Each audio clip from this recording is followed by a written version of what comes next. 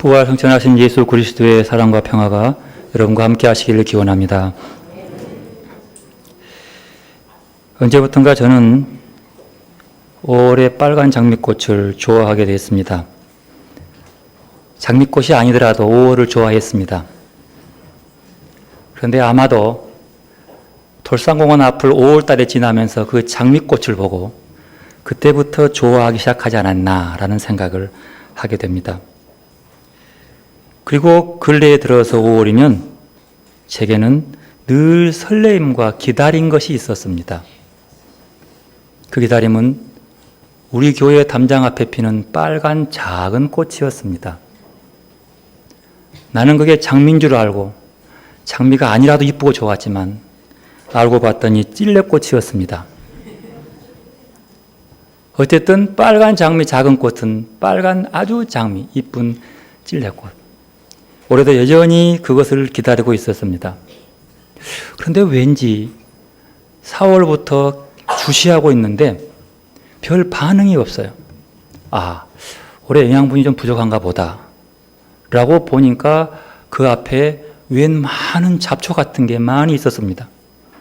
저걸 뽑아야 되겠다고, 영양분 뺏기지 않게. 그래서 빨간 찔레꽃을 올해도 설레임으로 기다리겠다고 하고 있는데 뽑지 말라는 거예요. 그래 가만두었더니 이 녀석이 노란 달맞이 꽃이었습니다.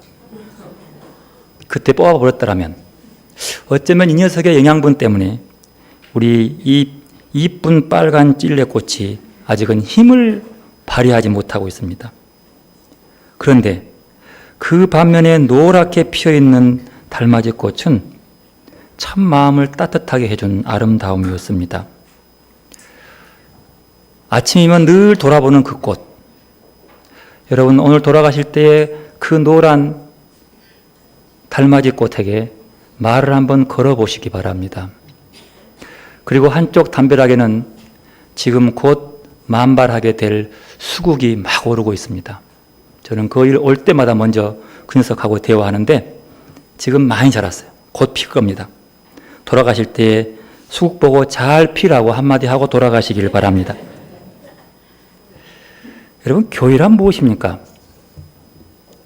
지금까지 교회가 무엇인가에 대해서 많은 사람들이 여러 가지 방면으로 정의를 하였습니다. 지금 다 정의할 수가 없습니다. 이렇게 묻겠습니다. 교회는 누가 모이는 곳입니까? 교회는 어떤 사람들이 모이는 곳입니까? 그것도 여러 가지 답할 수 있습니다. 이렇게 답하면 됩니다. 하나님의 백성들이 모이는 곳입니까? 뭡니다. 그러면 하나님의 백성들은 어떤 사람들입니까? 백성이란 말 속에서 힌트를 찾아보시기 바랍니다. 하나님의 백성은 하나님의 통치를 받는 사람들을 일컫는 말입니다. 백성 자체가 통치자의 통치를 받는 백성인 거지요. 그러니까 이 하나님의 백성들은 자기 뜻대로 사는 사람이 아니라 하나님의 뜻대로 사는 이들이 함께 모이는 공동체, 그 하나님의 백성들의 공동체, 그게 교회라는 것이죠. 더 적극적으로 말씀드리면 교회는 하나님의 뜻대로 살려고 애를 쓰는 사람들이 모이는 곳입니다. 그런데 문제는 우리가 온전하게 하나님의 뜻대로 살기 어렵다는 것입니다. 아니, 뜻대로 살려고 애쓰기도 어렵습니다. 착하게 살고 싶고 정 깊은 사람으로 살고 싶지만 그 세상 일에 부대끼다 보니 우리는 어느덧 모질고 메마른 사람이 되어가고 있는 것 같습니다. 아무리 새롭게 살아보겠다고 굳은 결심을 해도 작심삼일, 혼자서는 아무것도 안 됩니다. 아마도 그래서 하나님께서 우리에게 동료를, 돕는 배필을 주신 것 같습니다. 아담이 외로워 보이니까 혼자서는 감당 못할 것 같으니까 돕는 배필을 주었다고 하는 겁니다. 여기서 돕는 배필이라고 하는 것은 꼭 자기 배우자만을 돕는 배필이라고 하지 않습니다. 부부지간을 돕는 배필이라고 말하지 않습니다. 여기서 돕는 배필은 서로의 부족한 부분을 채워주는 사람들이 돕는 배필입니다. 가족 구성원도 그렇고요, 친구도 그렇고요, 직업 동료도 그렇고요, 이웃도 그렇고요. 우리 모두가 인간다운 삶을 살아내기 위해서 서로 도와주는 돕는 배필이 되고 돕는 배필이 있다는 것이 참으로 귀하고 복된 것인 것 같습니다. 교회는 우리가 하나님의 뜻대로 살아갈 수 있도록 도와주는 돕는 배필의 공동체라고 정의할 수 있습니다. 낙심한 사람들을 위로하고 넘어진 자에게 힘을 북돋아주고 쓸쓸한 사람들의 벗이 되어주고 잘못된 길로 나가는 사람들을 바로잡아주고 믿음의 용기를 잃은 사람들을 위해 기도해주면서 교회는 교회다운 공동체가 차로 되어가는 겁니다. 교회 건물을 크게 짓고 봉헌했다고 해서 교회라고 정의할 수 없습니다. 교회는 날마다 하나님의 뜻을 따라 살면서 서로 돕는 배필이 되어주고 그 도움받는 아름다운 관계를 통해 세워지는 것이 교회입니다. 그러므로 이 교회를 통해서 우리 모두가 서로의 도움과 서로를 의지해서 그 힘으로 어려운 세파를 헤쳐나가는 축복의 성도들이 되시기를 바랍니다. 오늘은 부활절 7번째 주일입니다. 이 주일을 돌아보면 지난주 수요일이 교회력에 따르면 예수님이 승천하신 날입니다. 주님이 승천하신 날, 그 이후의 날이기 때문에 이 부활절 7번째 주일을 주님의 승천주일 이렇게 지킵니다. 우리는 잘 지키지 않지만 교회 고대교에서부터 이 날은 중요했어요. 주님이 승천하신 날, 그러면 승천 이후에 뭘 기다리는 거죠? 주께서 약속하신 성령을 기다리는 거예요. 그런데 그 성령이 그 다음에 임하십니다. 그 임하시는 날이 성령 강림주일, 다음 주일이에요. 그래서 이 주간이 그렇게 나름대로의 의미를 갖고 있는 주간입니다. 그런데 우리가 지금까지 부활절기를 말씀을 묵상해 오면서 예수님에게는 두 가지의 떠남이 있었다고 말씀드렸습니다. 두 개의 떠남. 그 떠남 앞에서 주님은 늘 말씀해요. 오늘 교동문처럼 내가 너희를 위하여 꽃을 예비하러 간다? 간다는 거예요. 떠난 다음에 떠남을 얘기하시면서 돌아올 거라고 말씀합니다. 두 가지 떠남. 첫 번째가 뭐죠? 십자가의 죽음입니다. 제자들과 함께 3년 동안 지내오다가 내가 이제 때가 되었다. 너희를 떠날 때가 되었다. 나는 이제 가서 십자가에 죽고 3일 만에 돌아올 것이다. 이렇게 말씀을 합니다. 그런데 보십시오. 제자들은 그 떠남에 대해서 그렇게 말씀했지만 주님이 떠나고 나니까 무서워서 다 도망가요. 두려움에 떨면서 그들은 도망가고 각자 고향으로 도망가 버리고 그리고 문을 잠그고 숨어 있었습니다. 그들의 반응이죠. 당연하지요. 사람과 함께 지내는 의지할 사람이 떠나버리면 두렵지요. 무섭지요. 당연한 겁니다. 그래서 예수님이 부활했음에도 불구하고 그들의 반응은 영 시큰둥했습니다. 그런데 두 번째 떠남은 예수님이 부활하신 후에 그들과 함께 있다가 다시 하늘로 승천하신 떠남입니다. 구름 위로 멀리 승천해버리는 떠남, 그걸 두 번째 떠남이에요. 그런데 이 제자들을 두 번째 떠나는 이 장면에 대해서는 굉장히 반전이 일어난다는 사실을 볼 수가 있습니다. 그래서 제가 오늘 본문을 보면서 아주 정말로 흥분되게 지켜보며 오랫동안 묵상했던 본문이 그거죠. 누가복음 24장 50절 이하를 읽으면서 두 번째 떠남 앞에서 제자들의 반응이 놀라웠습니다. 함께 보십시다. 24장 50절부터 읽어보겠습니다. 예수께서 그들을 데리고 베다니 앞에까지 가다가사 손을 들어 그들에게 축복하시더니 축복하실 때에 그들이 떠나 하늘로 올려지시니 그들이 그에게 경배하고 큰 기쁨으로 예루살렘으로 돌아가 늘 성전에서 하나님을 찬송하니라. 여기 51절에 그들을 떠나 하늘로 올려지시니라고 떠났단 말이에요. 떠났는데 이들의 반응이요. 그에게 경배하고 제자들이 큰 기쁨으로 예루살렘으로 돌아와 늘 성전에서 하나님을 찬양하니라. 놀라운 반전이요. 십자가의 죽음 앞에서는 무서워서 도망가서 엠마오로 내려가고 막 도망간 거예요. 그런데 이제는 기쁨으로 예루살렘으로 돌아와서 말도 못하고 내가 예수님 말도 못하고 쉬하면서 네 맞지라면 내가 그 사람 모른다고 부인했던 그들이 이제는 날마다 하나님을 찬송합니다. 이게 아주 놀라운 반전의 모습이죠. 확신에 찬 예수님의 말씀을 들은 제자들, 왜 이랬을까? 그 문제 봐요. 이렇게 된 이유는 44절부터 나오는 얘기입니다. 그들을 얘기하면서 44절 말씀하죠. 모세의 율법, 선지자의 글, 시편에서 예수를 가리키는 말씀을 다 이루어할 줄로 말씀하시고, 이 45절 그들이 마음을 열어 성경을 깨닫게 하시고, 말씀을 깨닫고 내게 다가오고 느껴지니까, 그리고 46절 고난과 죽고 부활하고 또 회개하고 이 모든 것들에 대한 이 얘기를 들은 다음에, 그리고 전파될 걸 말씀 들은 다음에 48절 너희도 이 모든 일의 증인이라. 이 말씀이에요. 이 말씀을 듣고 그들은 이제 두려움이 아니라 확신에 찬 사람들이었습니다. 더 이상 겁쟁이가 아니었습니다. 하늘로 승천하시는 예수를 바라보며 그들은 새로운 이상과 새로운 꿈을 가슴에 품게 되었습니다.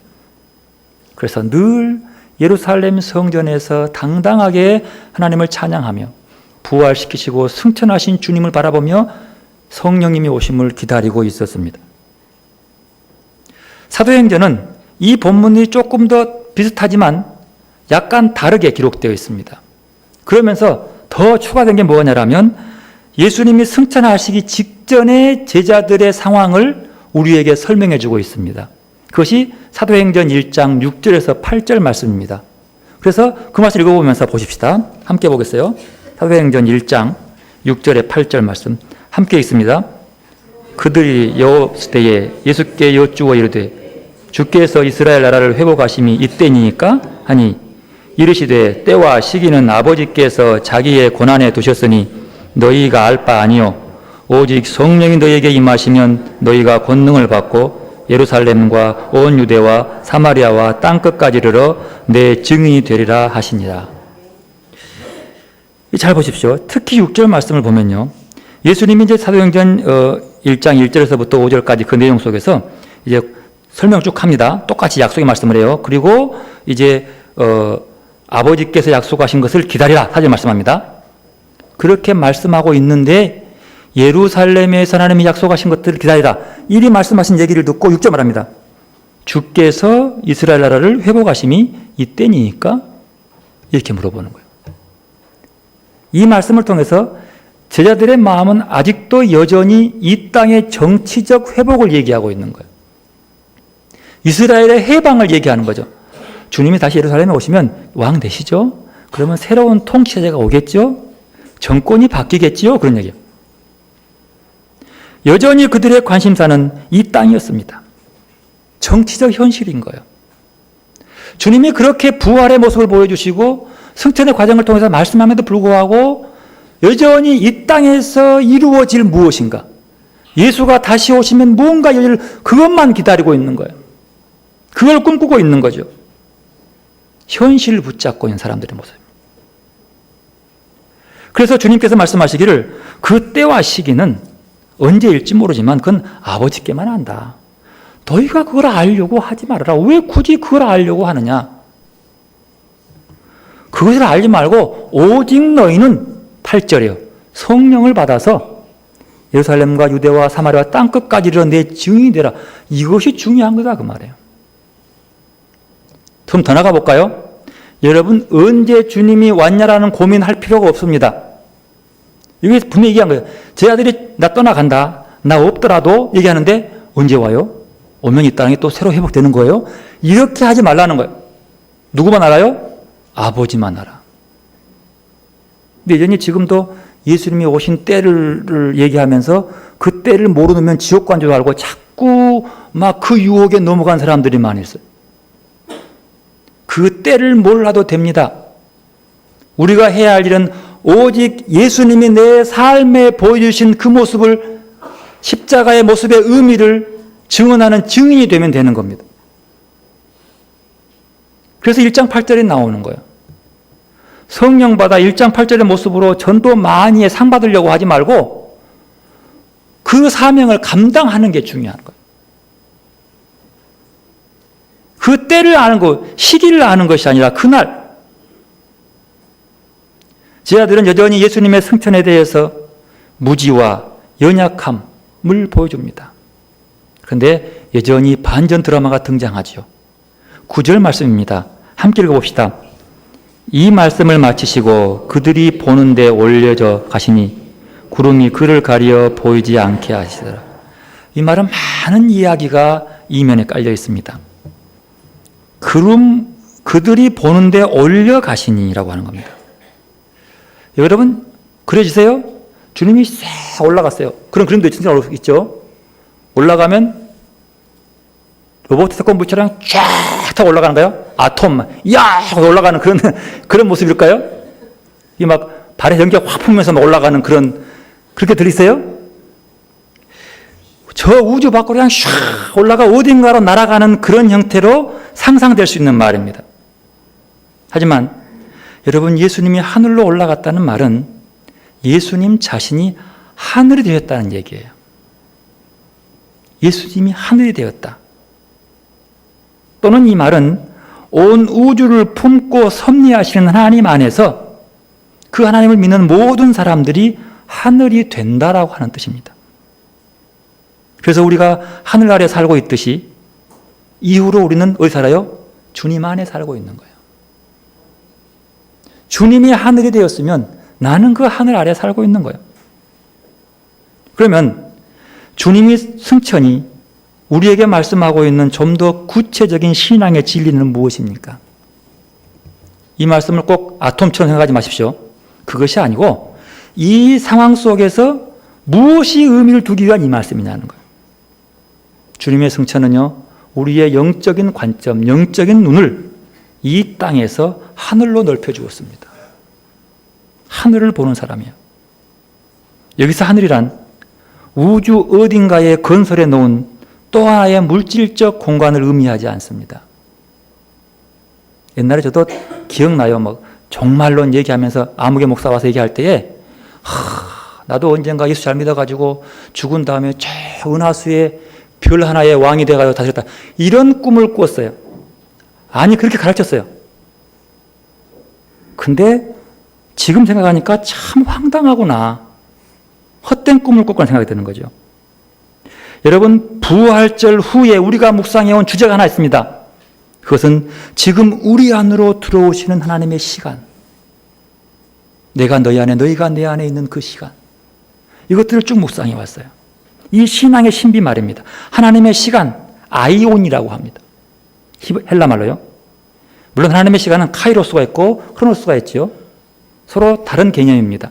그러나 아이온은 그 말 자체로 시간, 시대, 영혼이라는 뜻입니다. 이걸 신학적으로 풀이하면 이렇습니다. 부활하신 예수님이 우리의 현실 가운데 현존하신 것을 뜻합니다. 우리의 삶에 현존하는 시간. 즉, 예수님도 우리의 현실 안으로 예수님의 영적 차원으로 지금 여기 들어오셔서 나도 그분 안에, 그분이 내 안에 머무는 그 시간, 이것을 아에온, 즉 하나님의 시간 이렇게 얘기합니다. 이 시간 속에 살고 있는 것, 그것은 우리의 삶이 지상을 바라보는 삶이 아니라 새로운 차원을 바라보며 새로운 차원이 열려있는 세계 안으로 들어간다는 것이요.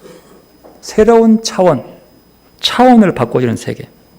즉, 우리의 존재를 이 땅의 한정에서 저 하늘로 넓혀지는 사실이에요. 그걸 뜻을 합니다. 그래서 부활과 승천은 실제로 서로 다른 두 개의 사건이 아닙니다.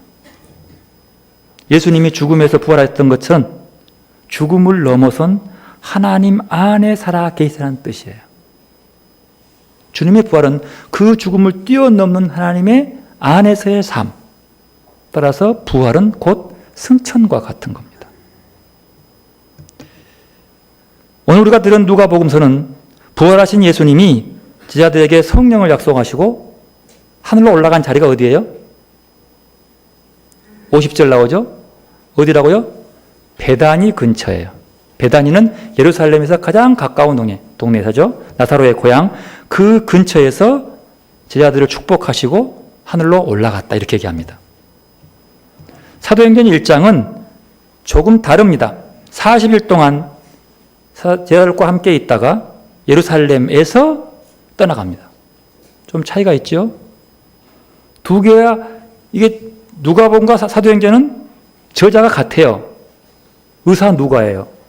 그런데 이 부분이 달라요. 장소가 틀려요. 왜 그럴까요? 장소가 틀립니다. 그리고 사도행전은 부활하신 후에 금방 하늘로 올라가요. 중간이 없어. 사도행전은 40일 동안 함께 있다가 올라가요. 이게 재밌는 거죠. 그 이유는 뭐냐 그러면 예수님의 부활과 승천, 이 승천하심의 모습이 서로 별개의 것은 아니지만 이것을 더 깊게 설명하기 위해서는 현실을 알라는 뜻이에요. 여러분, 예수님의 승천에 대한 이야기는요, 다른 복음서에는 없습니다. 누가복음하고 사도행전만 있어요. 그거 왜 그럴까요? 그건 다른 게 아니에요. 부활과 승천을 같은 개념으로 봤기 때문이에요. 부활한 주님이 내 안에, 승천한 주님이 내 안에, 그 뜻입니다. 이것은 이렇게 이 두 개의 사건을 서로 다르게 말한 이유는요, 당시 사람들에게 부활을 더 효과적으로 설명하기 위해서였어요. 그 당시 사람들은요, 하늘을 3층천으로 봅니다. 즉 말하면 하늘, 땅 아래 이렇게 얘기해요. 그래서 죽으면 땅 아래로 간다 생각해요. 땅 아래를 히브리어는 수월 그래요. 3층천, 하늘과 땅과 땅 아래. 그리고 이 땅 아래는 죽음의 세계를 얘기합니다. 이 세계로 구성됐다 믿었어요. 따라서 부활은 죽음에 있는 땅 아래에서 땅으로 올라오는 것이고요. 이게 부활이에요. 땅 안에서 땅으로 나 부활이죠. 그리고 승천은 바로 땅에서 하나님이 계시는 하늘로 올라가는 거예요. 이렇게 생각했어요. 그때 당시 사람들은. 지금 아니지만. 그래서 그걸 생각하는 그들에게 그 말씀을 설명해서 얘기해 주는 거예요. 부활은 땅에서 이렇게 올라왔지, 그리고 승천은 땅에서 하늘로 가시는 거야, 이렇게 얘기한 거예요. 내가 말씀드렸죠? 예수님의 승천은 예수님이 우주 너머로 날아간 것이 아니라 뭐라고요? 하늘이 되었다고. 하늘이 어디 있습니까? 이 땅에서 하늘이 보이지 않는 곳이 어디입니까? 내가 가리면 볼 수 없죠. 내 눈 가리면. 그러나 하늘은 다 있어요. 어디에도 있어요. 무슨 말이에요? 예수님은 우리가 구하는 그 어디에도 함께 있다는 거예요. 아무리 위험한 곳이라도, 아무리 죄악된 곳이라도, 아무리 감추어진 곳이라도 주님은 거기 있어요. 올라가신 주님, 눈에 보이지 않지만 그 모습 그대로. 이 사실 자체가 중요한 것이 아니라 부활하 승천했다, 기록, 역사적인 사실 그 자체가 중요한 것이 아니라 그보다 더 중요한 것이 있는 거죠. 더 깊은 의미를 깨닫고 그 승천의 의미를 내 삶으로 옮겨와야 한다는 거예요. 그래서 주님의 부활의 승천을 그 삶으로 옮겨왔던 사람들의 마음 속에 누가복음은 늘 성전에 나가서 하나님을 찬송하며 성령을 기다리고 있었다는 사실이에요. 이게 참 중요한 의미죠. 여러분의 승천이라는 말은요, 그분이 제자들을 떠나서 하늘로 가셨다는 것입니다. 예수님은 제자들 이후에 군림하시지 않으셨습니다. 예수님은 초능력으로 제자들의 활동을 돕지 않으셨습니다. 그분은 그냥 떠나갔습니다. 부활하신 예수님이 제자들에게 남겨놓으신 것은 당신에 대한 기억과 성령이 곧 오신다는 약속 그것뿐이었습니다. 그리스도인은 예수님이 하신 기적이 경이로워서 놀라워서 예수를 믿는 것이 아닙니다. 예수님의 말씀과 삶에 대해 제자들이 기록하여 남긴 성서는 우리가 예수를 배워 그분의 제자로 살기에 충분한 말씀들입니다. 예수로부터 우리가 배우는 것은 예수님의 초능력이 아닙니다. 신앙인은 다른 사람들이 하지 못하는 경이로운 일을 하는 사람들도 아닙니다. 부활하신 주님은 우리를 떠나갔습니다. 우리가 그분의 말씀과 삶을 본받아 실천할 때에 그분은 다시 우리 안에 살아 계시는 겁니다. 하늘로 갔다고 하는 것은요, 이게 참 중요한 말씀이에요. 요한복음 14장 19절 말씀 제가 읽겠어요. 조금 있으면 세상은 나를 다시 보지 못할 것이로되 너희는 나를 보리니 이는 내가 살아있고 너희도 살아있겠습니다. 여러분 이 말씀 어떻게 들리세요? 그냥 주님이 재림때를 보십니까? 아니요. 잘 들으십시오. 세상은 다시 주님 보지 못합니다. 하지만 너희는 본다. 제자들은 본다는 거예요. 왜냐하면 예수님이 살아계시고 누구에게? 제자들에게. 그리고 우리도 살아있고. 여러분은 제자입니까? 팬입니까? 뭐 옛날에 나왔죠. 그 설책이 나왔죠. 여러분 예수님의 제자입니까? 예수님의 팬입니까? 제자죠. 팬이면 제자가 되기를 소원하십시오. 그런데 제자들에게 살아있다라면 예수님이 여러분 안에 살아있습니까? 안 살아있습니까? 살아있죠.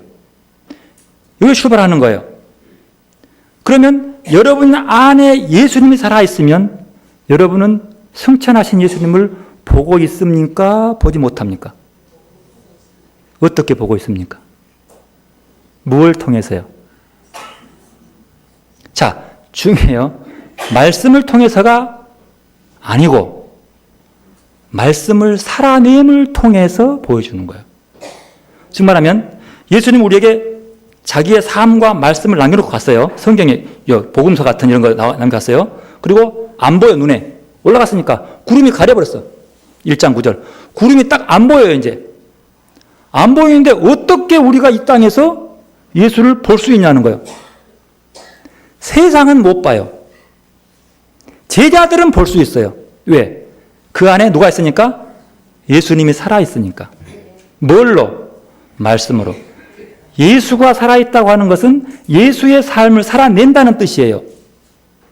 즉 말하면 예수님이 이 땅에 살아냈던 그 모습, 그 겸손하심, 그 불쌍히 여기시는 마음, 어렵고 힘든 자를 그냥 두지 못하는 그 마음, 그 삶의 모습, 그 모습을 우리가 살아냄을 통해서 그 자리에 주님이 계시는 거예요. 그걸 보자는 거죠. 우리가 구체적으로 누구라고 볼 수는 없지만 그 흐름 속에서, 그 향내 속에서, 그 내음 속에서 우리는 많은 믿음의 선배들을 통해서 예수 그리스도를 봐왔어요. 생물학적인 몸이 예수가 아니라 그의 삶의 모습이 말이에요. 살아가는 삶의 모습이 말이죠.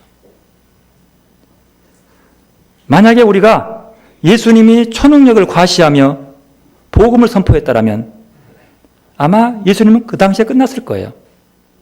예수님은 절대로 초능력을 과시하며 복음을 선포하지 않았습니다.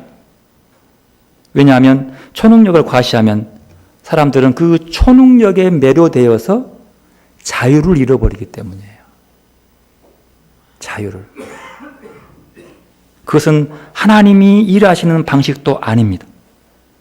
하나님은 초능력으로 사람들 위해 군림하지 않으십니다. 하나님은 사람들이 당신의 생명을 자유롭게 받아들이고 실천하여 자유로운 당신의 자녀로 살 것을 원하십니다. 그래서 우리가 하나님을 선택한 것도 자유롭게 할 수 있는 거예요. 하나님은 절대로 강요하지 않습니다. 뭔가를 짠 보여주면서 유혹하지 않습니다. 왜? 우리를 꽉 붙들어 잡지 않기 위해서. 자유요. 바리새인들이 말합니다. 우리에게 하늘에서 내려온 표징을 보여달라. 그러면 믿겠다. 근데 예수님은 그 요구를 거절하십니다.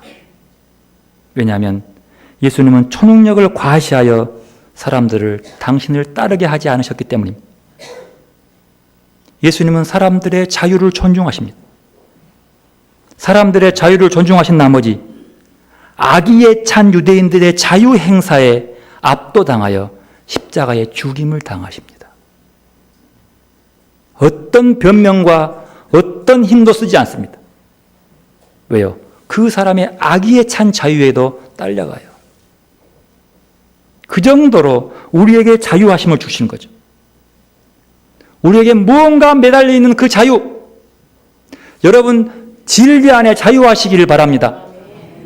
우리에 묶여 있는 게 뭐요? 나는 10,000명 되는 교회의 장로야.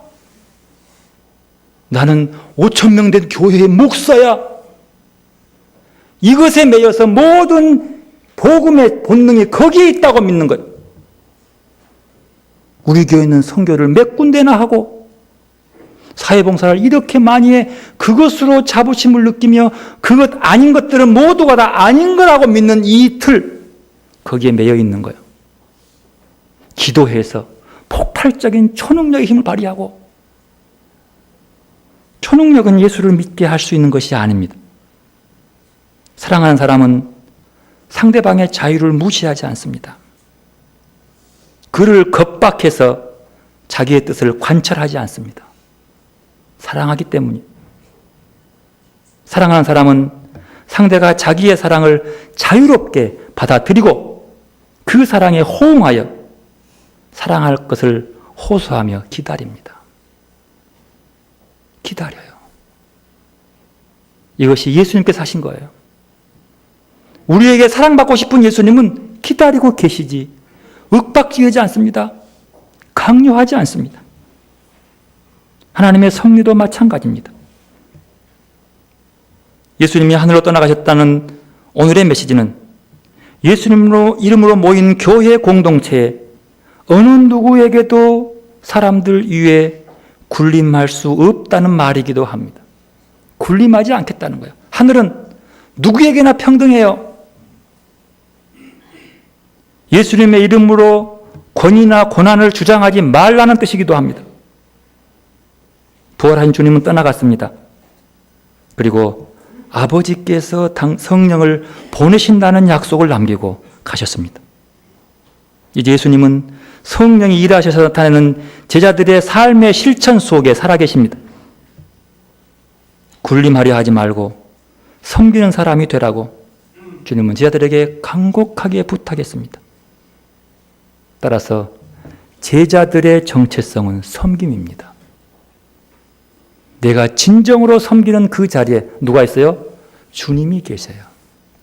주님이 보여요. 주님을 볼 수 있어야 되는 거죠. 그러나 다른 사람은 안 보입니다. 누구만? 그를 따르는 제자만 보이는 거예요. 말씀이 나오잖아요. 또한 부활하신 예수님이 하늘로 갔다고 하는 말은 하늘이 있는 곳이면 어디에나 예수를 볼 수 있다는 것이죠. 하늘이 보이는 곳이 어디입니까? 하늘이 보이는, 우리가 보고 싶은 그 하늘은 주님의 이름으로 섬김을 실천하는 사람들 속에 있는 하늘 말이에요. 그 속에서 하늘을 보는 거죠. 자기를 과시하지 않고 스스로를 낮추어 하나님의 자비를 실천하는 사람들 안에 예수님이 살아계십니다. 예수님은 나사렛이나 갈릴리, 예루살렘에 계시지 않냐고, 하늘 아래 어디서나 성령이 일하시는 곳, 섬김을 실천하는 그리스도인들이 있는 곳, 예수님은 그들의 주님으로 살아 계셔서 보여주십니다. 아무쪼록 우리 교회가 이렇게 주님을 볼 수 있는 섬김의 공동체가 되기를 저는 간절히 소원해 봅니다. 누군가를 도와주는 자리에서 돕는 베필로스의 사명을 감당하면서 보여주는 그리스도의 모습. 승천하신 주님이 보여주시는 삶의 흔적 말이죠. 사도행전 1장 10절 11절은 이렇게 말씀합니다. 제가 읽겠습니다. 이르되 올라가실 때에 제 아들이 자세히 하늘을 쳐다보고 있는데 흰 옷 입은 두 사람이 그들 곁에 서서 이르되 갈릴리 사람들아 어찌하여서 하늘을 쳐다보느냐 너희 가운데에서 하늘로 올라가신 이 예수는 하늘로 가심을 본 그대로 다시 오리라. 이것을 우리는 재림으로 보고 있잖아요. 근데 본 그대로 오리라. 그들의 삶의 자리에서요. 자, 보십시다. 예수님이 하늘로 올라간 그 모습대로 지금 우리에게 옵니다. 어떤 모습일까요? 어떻게 오는 거예요? 예수님이 이 땅에 살아서 행했던 그 삶의 모습으로 오시는 거예요. 주를 따른다고 하는 것은 그런 거예요. 승천에 가버렸지만 내가 주님 바라보면서 나는 없고 주님의 삶의 모습으로 살아가는 그 모습이 예수님의 모습이란 거예요. 2000년 동안 그 모습으로 쭉 살아왔어요. 성인들은 모두가 다 그 주님의 삶을 살아가면서 주님을 보여주는 삶을 살았어요. 너희가 보리라. 올라간 그대로 산 모습 그대로, 그 말은 이 땅에 살았던 그 법대로 살아라 그 뜻이에요. 다른 말로 하면. 보리라. 볼 수 있는 자가 있다고 하니 얼마나 감사한지 모릅니다. 즉 주님의 생명 안에서 머물러 계시는 사랑과 은혜의 행위를 볼 것이다 그런 뜻입니다. 그리스도인들에게 가장 불행한 일은 하나님 안에 살면서도 그 행복을 누리지 못하는 것이라고 누군가가 말합니다. 여러분, 그리스도인이지만 불행한 그리스도인이 되지 마시고 하나님의 행복을 누리는 복된 성도들이 되시기를 바랍니다. 신앙에는요, 세 단계가 있다고 합니다. 첫째는 예수 믿고 구원 얻는 칭의 단계, 1단계예요. 다 알죠? 예수 믿고 구원 얻는 칭의 단계. 우리는 여기서 머물려고 해요. 두 번째 단계는요, 하나님과의 깊은 교제를 통해서 주님의 인격을 닮아가고 점점 더 거룩한 사람이 되어가는 뭔 단계? 성화의 단계. 이 두 번째 단계예요. 세 번째 단계는 예수님이 오실 때에 내 인격이 완성되어서 주님 앞에 합당한 자로 영원 속으로 들어가는 무슨 단계? 영화의 단계. 이 세 단계가 있는 거예요. 우리는 1단계에 머물러 있으니 3단계로 건너뛸 수가 없는 거예요. 하나님과 깊은 교제 속에서 2단계요. 점점 예수의 인격을 닮아가는 거룩한 성품의 성화의 단계가 필요한 거예요. 그리고 점점 자라서 주님이 오실 때는 뭐예요? 내 인격이 완전돼서 주님을 기쁨으로 탁 맞아들일 만한, 아니 내가 주님 안으로 휙 들어갈 만한 그런 인격으로 살아가는 영화의 단계까지 올라가야 한다는 거죠. 여러분, 하늘을 품은 사람은요, 진리의 영신 성령님의 은혜로 하나님을 가깝게 아는 사람을 뜻합니다.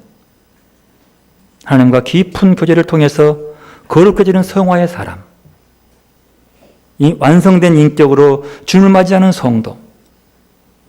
여러분, 우리가 이렇게 자라갈 수 있기를 바랍니다. 그 과정 속에서 우리가 예수를 볼 수 있는 거예요. 올라간 모습대로요. 주님의 성체는 그렇게 우리의 영적 시선을 이 땅에서 하늘로 넓혀 주었습니다. 지금 우리의 삶의 자리에 들어와 있는 하나님의 시간, 아이온을 사는 것, 내가 그분 안에 있고 그분이 내 안에 계시는 이 신앙의 신비로 살아내는 여러분들이 되시기를 바랍니다. 늘 하늘을 우러러보고 우리의 영적 시선을 하늘에 두고 이 땅을 살면서 하늘에 발을 딛고 살아갈 수 있는 거룩한 주의 백성들이 되시기를 바랍니다. 이제 기도로 나가십시다. 마음이 청결한 자는 하나님을 볼 수 있습니다. 겸손하고 청결한 마음으로 하나님을 바라보는 시간 되시기를 바랍니다. 기도로 나가십시다.